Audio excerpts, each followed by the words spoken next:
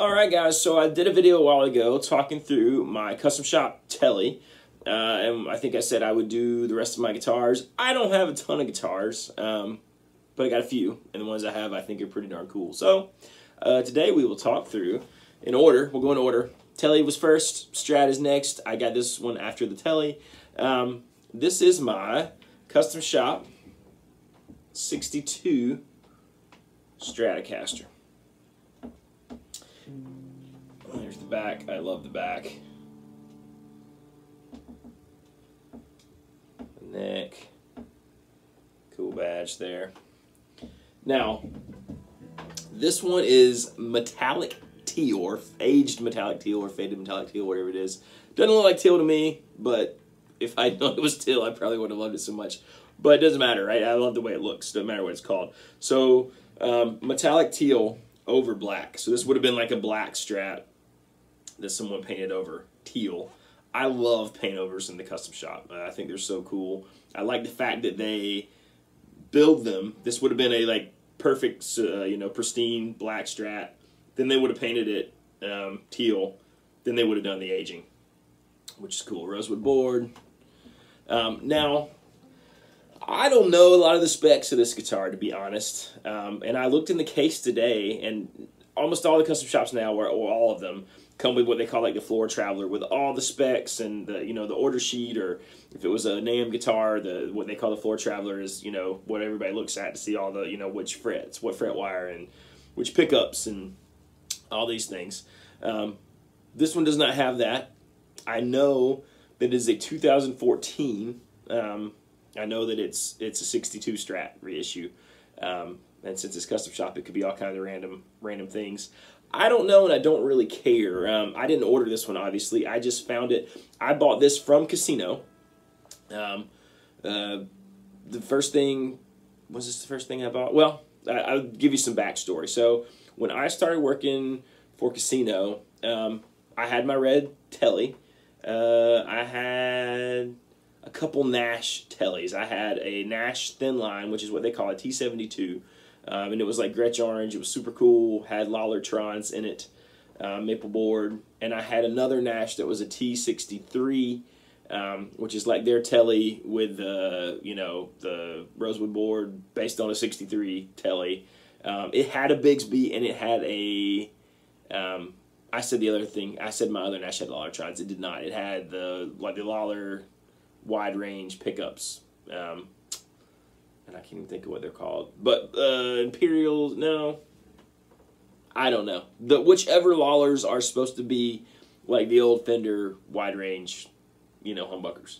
That's what my 72 thin line had in. But the T63 had a Lollartron in the neck and a Lollar specialty in the bridge.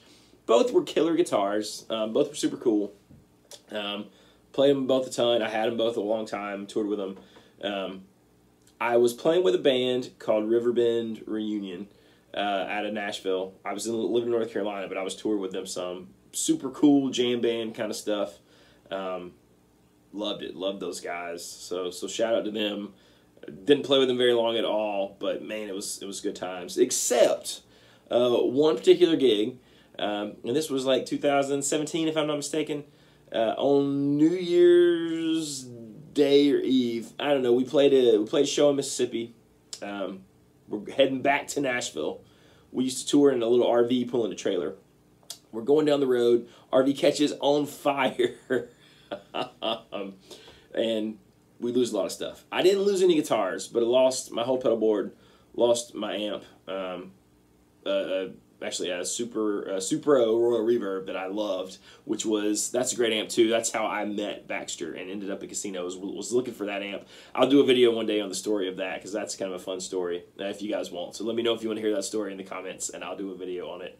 But anyways, we lost a bunch of stuff. I'll put a picture up of the RV fire. It was pretty horrible. Caught on fire going down the side of the road. Long story short, we're raising money to buy gear again. Like I said, I did not lose a guitar. I had my guitars in a dual gig bag. Luckily, they were on the RV, and I was able to grab them. But I lost all my other gear that was with me. And so I was selling some things and shuffling some things. just rebuy stuff. When that happened, we had, in 10 days, we were going on like our little winter tour, which was a fairly long run, and we were scrambling to try to buy stuff. So I came back, and the insurance pretty much screwed us. There was like a loophole, like we didn't have it insured right because, you know, we were making money with it. It was commercial property. I learned a lot about that from that situation. So no insurance money really, but we're selling things. We're doing fundraisers. People were super kind to us. Sweetwater was very kind to me. Like, they let me basically place an order at cost to help replace some stuff. Petty John Electronics helped me a ton. They were awesome. I didn't know the you know, I wasn't hooked up with Tontuga yet. I'm sure he would have definitely hooked me up, but didn't know him yet. So anyways, I had been looking at this guitar. I had wanted it. And I had just sold, what did I sell? I sold the Blue Nash during that 10-day winter. I don't, the timeline to me is fuzzy. All this to say, all that precipitated me selling the Blue Nash, buying this guitar. And it, like I said, it had been hanging on the wall at Casino. I sort of loved it. I just loved the way it looked, and then I loved the way it feel. It is not sort of the neck that I probably would have picked if I was ordering. It's a thinner, probably like a 60s oval C kind of thing. It's what it feels like. But a smaller oval or like C-shape kind of thing. Normally I would want a little more chunky, but I just loved it. I love the way it plays. It plays great with overdrive, which I like a lot in a Strat. It does the Stratty thing, but you know, the Stratty clean sort of chimey thing, but maybe not as much. It's a little better sort of rock and roll overdrive kind of machine. But anyways, Baxter knew I loved it. He felt like we sort of, me and the guitar bonded. So he really hooked me up, and it was mine. And I took it. I think I took it on that 10-day winter run. If not, I took it on the next one. Anyways, that's how I ended up buying it. It had just been at Casino for a while. For some reason, nobody had picked it up, and I fell in love with it. And I think what's cool is, like I said, I don't really know the specs, and I never looked at the specs. Sometimes it's easy to get caught up in specs on guitars, when really there's something to going and playing it, and just the magic of playing a guitar and falling in love with it. Now, I have an advantage because I'm at Casino, you know, 4 or 5 times a week staring at these guitars, so I have time to sort of play them, fall in love with them if I want, and that's what happened with this. I just couldn't sort of stop thinking about it. So even though on paper this probably would not have been the guitar that I would have picked, and it still probably isn't. There's still specs that in my brain and on paper I like better, but this particular guitar just was kind of the one. I love the way it sounds. I love the way it looks. You can say all you want that looks and guitars don't matter, and they don't if you're in the studio, but I think, and I don't even know that they matter that much live, but when you're the guy playing it, when you look at it, if there's something visually stunning about it to you, I think that inspires you to play. I think it inspires you to play in a certain way. So don't feel ashamed or feel bad about buying guitars that you think look great or just are sexy guitars, because when you see that, I think that's one of the things that makes you play a certain way, and it inspires you to play and to play better, like the greats, the legends that we all, you know, feel like the iconic guys who went before us, that inspire us to pick up the instrument. When we play instruments that we feel like are connected to that, I think it's a good thing. And it just helps, even if it's just psychological. I mean, obviously it is. It doesn't matter. It makes us play better. It makes it more fun. It makes the experience more fun. And if it's not fun, why are we doing it, right? Why are we making music? Why are we playing? Who cares? So, pretty big frets, probably medium jumbo frets on this thing. I don't even know what pickups are in here. Like I said, I know that the guitar is supposed to be a 62. I know the color. It's metallic teal over black. That's about it. So I'll just let you hear it. I'm playing through my Supro. Here's the neck pickup. Everything all the way up.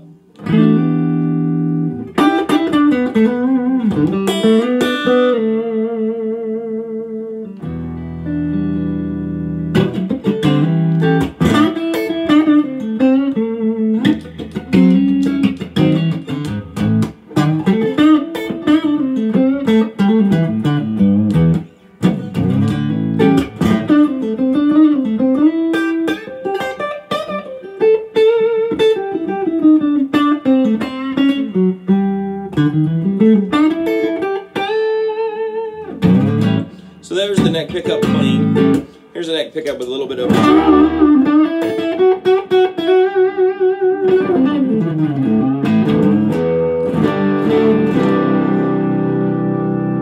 fuzz.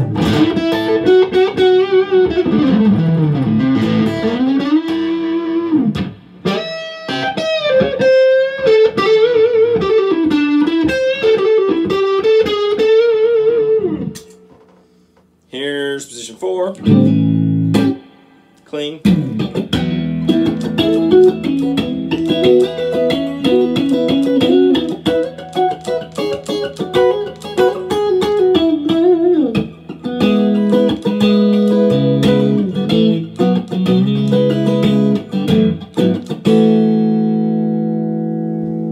Overdrive.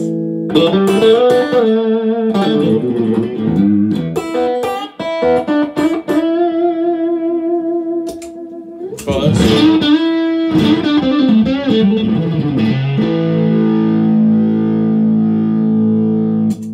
Middle position that I actually really like. And I really like the middle position with slide.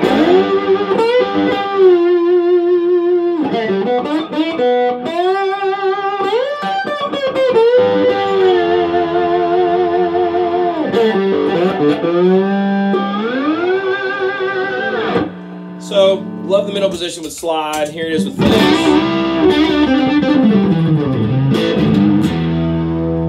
There's that. Here's position 2.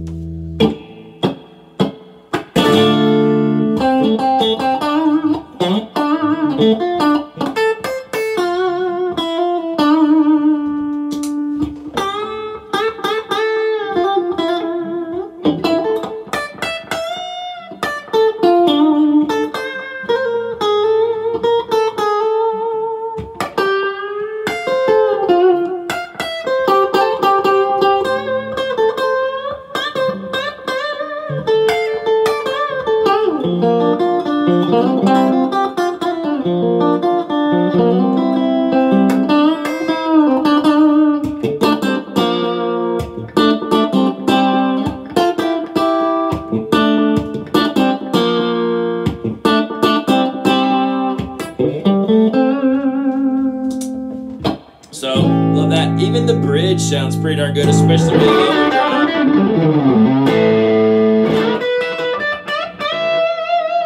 If you stack it, add a little delay.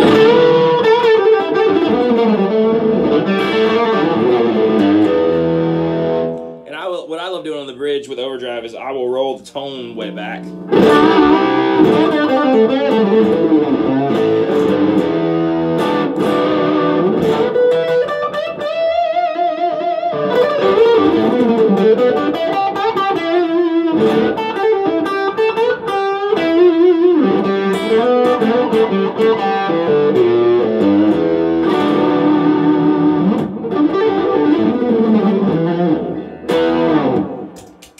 I think that sounds great. Here that is clean.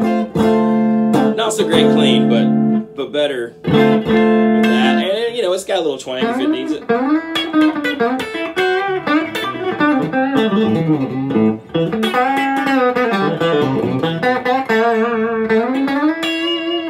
So that is my 62 Strat.